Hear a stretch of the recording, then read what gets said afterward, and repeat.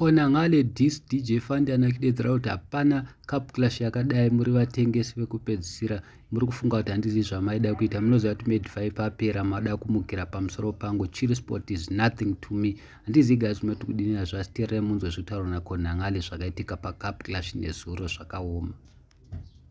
Sara imimbi ready chabva chapindirwa nemauto awawa fambiwe madeko. I want to make it clear so the interview about this ndabva ndangotaura kumafans angu inini andamwa ndikudzanyaya kunze kumafans angu inini wachindifonera achitaura nawe clash ndakavaudza kuti this clash ka handidi clash naMad5 akafa kudhara but I'm doing this for the love of music kuti mukomana adzokewo mugame akaitoka map keduka this clash atikuita tikuronga zvinhu zvebasa haisi personal clash yenge iri personal yangu nambida iyi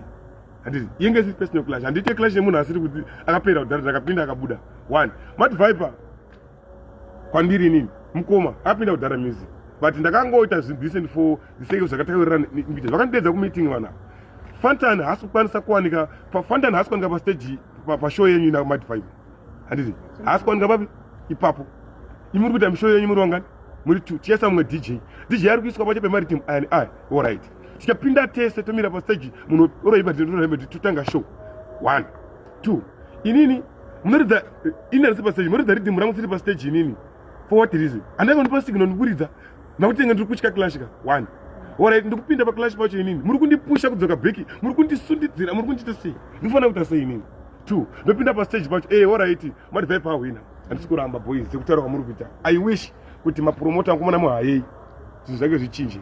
ana Fantana hawana rudo boys dai vanga vane rudo ka waifana kuramba ipusha Mad5 awana kushanda munhu ari kupisa panguva iyoyo ndovanhu vayo vane chimwe chana Shaka Zulu chichi vaziva chatakaramba isusu hatina nguva yekutya handisike Fantani who is he kwandiri handiwanike kwamashikwedei handiweneka ndakupinda neChill Sport ndakapinda ndega neamwari wangu inini maiziva imimi musanditseti kaatikeke kuti iwo wana Jack Radix vanondidedza kushow ndipeka mari yangu boys ndinendesekire ndipei mari yangu wayo hamuna mari yamunondipa ndagara mota iti kurangana zemari kumuza ridhimba stage mafoni awadairi mufisi kwacho anonga wasvika tiri busy saka muna ndite chi alright 2 step inini handisi kurwadziwa neclash kana chi ndikuti kana muchida dhanzi gari rakanaka bhisai ana Fantani wesawo moisa stage up kuti kuti munondingira maminutes ndakupa sigina ndakuyere hamudi kundifutaka boys ndauya sei pa stage pake ndiri kupi ndinani andakana matiketi ekupinda so much mudibvunza mategi pa stage amuna kuti pa matiketi ake saka muna ndipindese handikwanise kuimba ndakatsamwaka ini moyo mangu chero dai zvakanzvikana ndini ndakandikijambira vanhu ndisingakwanise kuimba pepe ndangouya kuti mafans ako zoti ndiripo handina kutya ndauya kuonora signal yangu maiziva imimi makati tempo man haasi kuuya pashow Fantani haasi kuuya handiti saka mazoisa Fantani sei tempo man kwambisa alright Mad5 ndiwe kwa tempo man Mad5 ndiwe ku Chill Sport ngadi kuza tempo man wokumauto alright zvaiteka zvinhu zvacho hapana makutaka kundiverengera maminutes maisitera makusarenda ndimike ndachikona live kandi mota ngati makusarenda masini makuwanika makutaka kuti countera mamuda zvinhu zvingani plus maminutes akaundwa uchipinda vachitokuona grand zoriziya I know mutaka kundipusha boys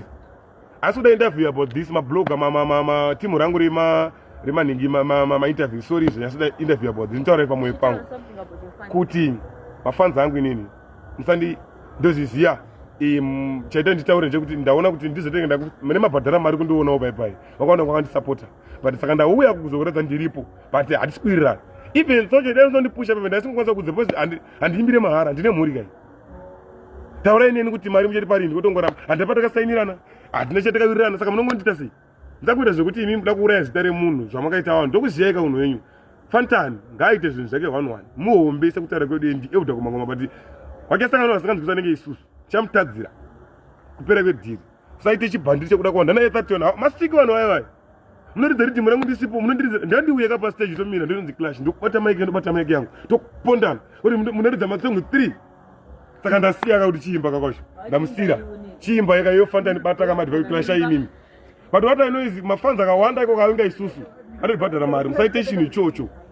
sadaro urano kuziva manzoirana Fantani muna basa rese kaChill Sport kenyu mukandoona ikoko mundipise nemoto handapinda neChill Sport handina ndobheja handingaenda kuChill Sport musati kana wafanira wenyu wapera moarasa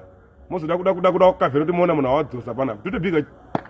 cheapest promotion ndio inototora mageto adzoke anafanana wewe vanogoda munhu ari kupisa vanoona nyimbo dzino ndio ari kupusha munhu mampoko evanhu ndine vamwe vachakudza list rawo mai manje handina nguva vada kujegera so munhu ari kupisa uda kupedza munhu kuti aramba dhiri katana vana basa reo katana vana vanongo kakuza mariti kakudzira DJ wako rhythm rangu wakuti mariti kutoita matiyana zvitoka record kuti ndati takataura nerero dai mati I song for song dai makati it's one rhythm also makutaka kuti mangoma kuti munhu akuimba mangoma hopo imi anditye wo andauya ndinotya malenza chana we daenda ishereza bwana uya daisa tu kuti zvinhu zvaso ndaingota ini ndagara nokubhuku and boy ndikutsvaga ikweni kamari kacho katakapeka koko inini kanondoni ndikatora pa week ipo vega ipo saka ndakangoenda for entertainment for my fans kuti zvokunzi this what ndizvo makanduudza sanduudza kuti iwafa ka yekuti munodedza munhu makutange support ka ethatoni kake kakaona ndosaka kasina mbiri kachikombisa tu rasta tu tsvuku fuck off